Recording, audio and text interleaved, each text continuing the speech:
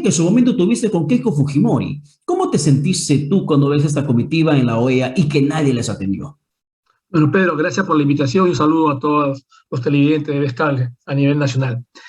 Has hecho un comentario bastante cierto y bastante crudo, y yo también diría bastante real. Y tú bien acabas de decir que he tenido cercanía, porque he sido congresista de la bancada fujimorista del 2011 al 2016, pero he sido como invitado. Y tal vez también pueden pensar que tengo cierta simpatía, ya que he estado en el partido fujimorista. Pero hay que hablar algo muy claro. Estas elecciones, y lo digo como abogado, como ciudadano peruano, estas elecciones, en esas elecciones no ha habido ningún tipo de fraude. Y esto ha sido declarado por todos los organismos internacionales, tanto en Estados Unidos, tanto como en Europa, Canadá. Todos se han manifestado de la misma manera, todos los veedores se han manifestado de la misma manera. Si bien es cierto, pudieron haber algunas irregularidades, como hubieron también en otras elecciones. Creo que al comienzo esa lucha que tuvo el partido fujimorista de Fuerza Popular de luchar frente a estas irregularidades estuvo bien, pero hoy día ya realmente están haciendo, como tú dices, un gran papelón. Pero eso no es lo grave. El papelón, diríamos los peruanos, es lo de menos. Lo grave es que se está atentando contra la inestabilidad política y democrática de nuestro país, porque están creando una sensación en esa otra mitad que votó por Fuerza Popular, que ha habido realmente un fraude. Entonces, la legitimidad del próximo presidente va a estar tambaleando y por consecuencia puede tambalear también la democracia en nuestro país. Por eso se está hablando Pero, de una pero, especie de pero, golpe de Estado. pero, Julio, valgan verdades, Keiko Fujimori tiene mucha responsabilidad en lo que en estos momentos en las urnas le está pasando factura, porque si Keiko Fujimori hubiera hecho un proceso parlamentario decente, no obstructivo, no persecutor, un parlamento que tenía la mayoría pues, casi absoluta con el Fujimorismo, con más de 70 parlamentarios, que terminó abonando para esta crisis política que hemos atravesado antes de la pandemia. Y esto es lo que Keiko no se quiere dar cuenta y ella cree que el porcentaje de voto que llegó a su favor es por ella, pero en realidad es por el temor del supuesto comunismo que nos esperaría con Pedro Castillo. Mira, Pedro, esto es muy sencillo de comparar. Yo fui congresista con 36 congresistas del 2011 al 2016. Prácticamente a Keiko, con esa bancada, la llevamos a ser presidente de la República. Perdió justamente por los mismos 40 y tantos mil votos con este PPK. Pero fue una bancada que fue una oposición, cierto, pero fue una oposición constructiva para el país.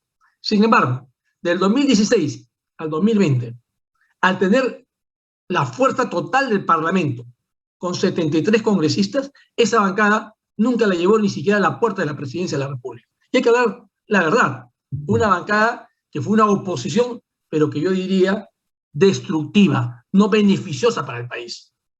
Eso fue claro, o sea, fue tan evidente que a uno que puede ser fujimorista, a uno que simpatiza con el fujimorismo, o sea, no me puedo poner una venda en los ojos, ni los ciudadanos se pueden poner una venda en los ojos. Y eso le está pasando a la factura ahora.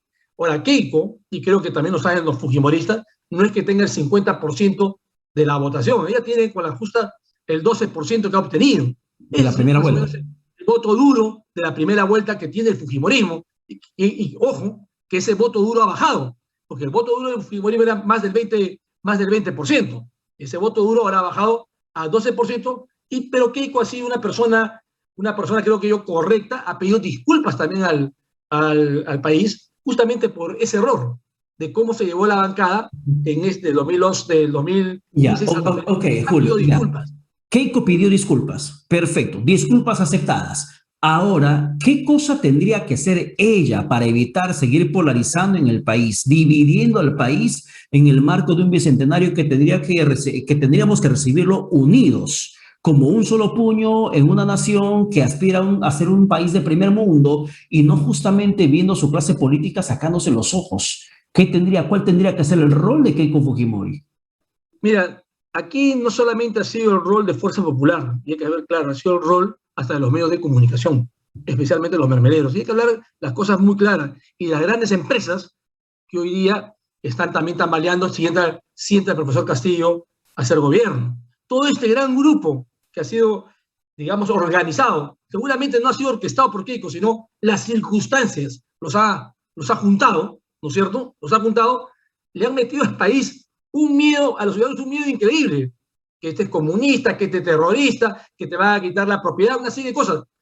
Y yo no digo que no pueda pasar, pero conforme yo estoy escuchando, tanto al virtual presidente de la República, porque todavía no ha sido proclamado, tanto a Pedro Frank, que es un vocero económico, Pedro Franklin, o sea, yo veo que si bien es cierto, hay una tendencia de izquierda, pero no veo esa izquierda pues radical que nos han querido, ¿cómo se llama?, que nos han querido presentar.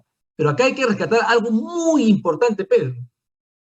Sin darnos cuenta, tal vez, o sin darse cuenta, tal vez, Fuerza Popular ha hecho algo importante con esa mitad del pueblo.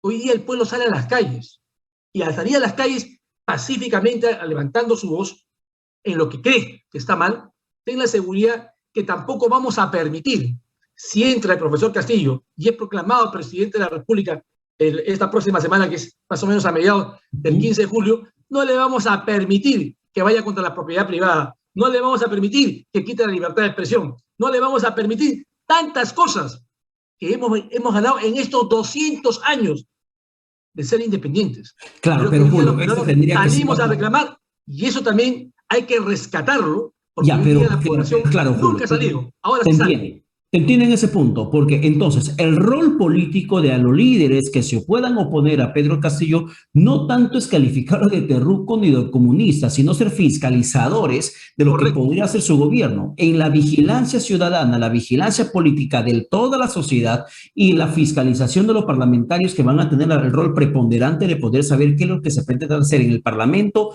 a través de las políticas que pretenda implementar Perú Libre. Si son nocivas, lesivas para los intereses de los peruanos, que eso sea un filtro, una barrera que impida que llegue a materializarse. Esa tendría que ser la conducta en estos momentos, pero Keiko Fujimori sigue insistiendo en lo mismo. Es más, ha despotricado del presidente Sagasti, a quien en su momento, cuando se conoció, por ejemplo, cosa curiosa, cuando se conoció que Sagasti había llamado a Mario Vargas Llosa y a otra persona más vinculada a Perú Libre para que les pida a los dos candidatos presidenciales calma, que bajen el tono, que esperen el resultado, Keiko salió con la pierna en alto a decir que no se meta, que no interfiera, que respete su rol de presidente, que no se meta en las elecciones. Y ahora le pide a Sagasti que interfiera, que se meta en las elecciones para que pida a la OEA que mande una misión investigadora sobre la selección de la segunda vuelta. Cosa contradictoria la que tiene en estos momentos la lideresa de Fuerza Popular. Es correcto lo que dice Pedro, es totalmente contradictorio. Y tan contradictorio es que la gente se está dando cuenta. Esa gente que salía en forma masiva en los primeros mítines, las primeras reuniones a las calles, si tú observas la de ayer, pues no puedes comparar lo que había la semana pasada ni la antepasada. Es muy diferente. Entonces, lo que está sintiendo la población es lo que tú estás diciendo. O sea, ya estamos llegando a una situación que tú estás pidiendo algo fuera de la realidad. O sea, primero lo criticas y segundo le quieres pedir que esté a favor tuyo. O sea, es una cosa que constitucionalmente el presidente Sagasti ni siquiera puede hacerlo. Sí. Por eso a mí me sorprende los abogados, Miki, una serie de abogados que tiene, que son abogados de renombre, ¿no es cierto?, que estén cayendo en esta situación o la hagan caer a Keiko, o le hagan creer a Keiko que esto se puede realizar a través de la presión y no a través del derecho. El derecho no te lo puede dar, sino a través de la presión. Lo que estamos haciendo es presión política acompañado de mítines y marchas. Y estamos presionando, pero eso está causando una gran inestabilidad en nuestro país, que es muy peligrosa, que puede desencadenarse en una especie de golpe, un golpe blanco, digamos, por decirlo de alguna manera. Entonces, nosotros tenemos que, en 200 años hemos ganado esta democracia, hemos ganado estas verdades, y no podemos permitir ningún peruano, ni el que haya votado a favor de Castillo, ni el que haya votado a favor de Keiko, que se pierda lo que hemos ganado hasta el día de hoy. Y por eso, al menos el que habla, sí va a luchar y va a salir a las calles. Ahora, Julio, la Asamblea Constituyente que anuncia Pedro Castillo, que será el primer paso, lo primero que menciona en su mensaje a la Nación del 28 de julio en cuanto asuma el poder. ¿Qué te parece? Mira, a mí me preocupa un poco por lo siguiente. Pedro Frank, que es su vocero económico, ha hablado una serie de medidas que en el fondo a mí me parecen correctas, que es necesario hoy día ese cambio en el país. Pero esas medidas que él habla, y desde el punto de vista de izquierda, esa ideología, que son razonables, no requieren un cambio en la Constitución, y mucho menos en el capítulo económico. Entonces, a mí me parece que Pedro Castillo, que ahora ha salido a decir que lo primero que va a decir el 28 de julio es acerca de la Asamblea Constituyente, al cambio de constitución, y por otra parte tenemos a este congresista que hoy día está también está siendo acusado, ¿no? A través de la terrorismo, Fiscalía, Guillermo Bermejo, que quiere conseguir las firmas para un referéndum. Entonces me parece que hay una contradicción entre esos dos, pero que hay algo más que me preocupa. Él dijo una cosa muy importante hace 3 semanas, que el señor Cerrón ni iba a ser siquiera portero del, ¿cómo se llama?, de Palacio de Gobierno. Creo que fueron esas sus palabras, las palabras que usó. Sin embargo, al decir esto de la Asamblea Constituyente y que lo va a lanzar el 28 de julio, me hace a mí pensar que hay cierto acercamiento, nuevamente. Hay un juego en pared.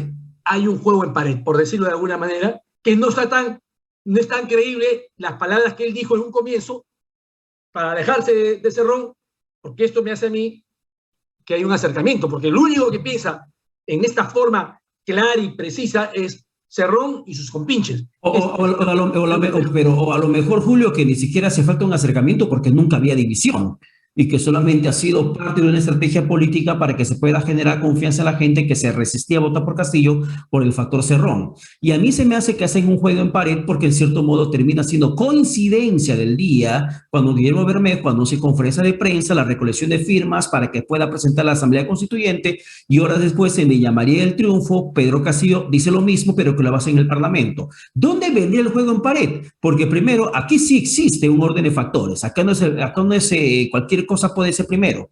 Acá primero tienen que pasar por el Congreso de la República, lo que muchos explicaron. Y las firmas se entrarían al final si ese Congreso termina rechazando cualquier posibilidad de instalación de Asamblea Constituyente. Que si el Congreso rechaza la instalación de la Asamblea Constituyente, cosa que es previsible porque no existe en el marco jurídico eso, ni la Constitución no lo permite, allí estarían listas las firmas que Guillermo Bermejo justamente está juntando, que no le va a tomar juntar 2 semanas, ni un mes, va a tomar su tiempo. Hasta que el Congreso resuelva, las firmas se van a listas para que instalen la Asamblea Constituyente mediante ese mandato. Es cierto, mira, acá yo me quiero dirigir a Pedro Castillo, que tal vez va a ser el próximo presidente del país, por lo que estamos viendo y por cómo ha sucedido estas elecciones. Él tiene una gran oportunidad de realizar el cambio que el país necesita. Y ese cambio que quiere realizar no solamente para esa mitad que votó por él, sino para que también sea aprobada por la otra mitad que no votó por él.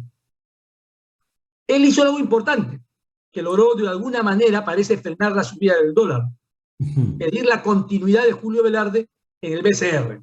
Pero, sin embargo, al pedir la continuidad de Julio Velarde en el BCR y ahora decir el anuncio de la Asamblea Constituyente para el cambio de la Constitución en 28 de julio, hay una total contradicción, porque estamos hablando prácticamente del capítulo económico, que es el que nos ha costado y nos ha llevado a donde estamos. Porque todas las reformas que él quiere hacer hoy día, todas, y lo ha explicado muy bien Pedro Frank, te digo que lo escuches, muy bien explicado, Pedro Frank, todas se pueden hacer con esta constitución que tenemos vigente. Yo creo que él tiene la gran oportunidad de demostrar a los dos lados que puede gobernar para todos los peruanos, y especialmente, y estoy de acuerdo con él, para los peruanos que nunca han recibido absolutamente nada, y cambiar verdaderamente.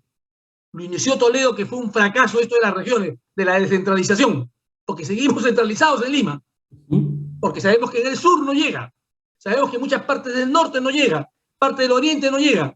Eso es el verdadero cambio que se tiene que hacer, y es por eso la diferencia en la votación, porque vemos la votación del sur, la votación del oriente, parte de la votación del norte, gana Pedro Castillo y no gana en Lima. ¿Por qué? Porque es producto del centralismo, porque Lima recibe todo. Entonces, eso tiene que cambiar definitivamente en nuestro país, y es la gran oportunidad que hoy día tiene el profesor Pedro Castillo. Ojalá que esa oportunidad que tú estás mencionando que tiene Pedro Castillo realmente lo sepa materializar. Y podamos ver en él un liderazgo que sea capaz, primero que nada, Julio, de unir al país, que se encuentra tan polarizado, que se encuentra tan dividido y que nos está haciendo daño a nosotros mismos. Porque muchos no nos damos cuenta que la división que existe por diferencias de opiniones que tenemos, lo que nos va a pasar es sus facturas más allá de 5 años. Y Pedro Castillo, probablemente él sea nuestro presidente, solo va a estar o tendría que estar 5 años, no más. 5 años de gobierno, pero que podría pasar a nosotros factura durante muchas décadas si es que no tomamos las cosas con mayor madurez. Es que ahí vamos. En este cambio de constitución no podemos permitir, por ejemplo, la reelección presidencial. No la podemos permitir, porque esa es una de las cosas que puede pasar en esta nueva constitución, en este cambio. O sea, acá los peruanos tenemos que estar atentos y saber hoy día democráticamente defender a nuestro país de los derechos que hemos ganado a través de 200 años.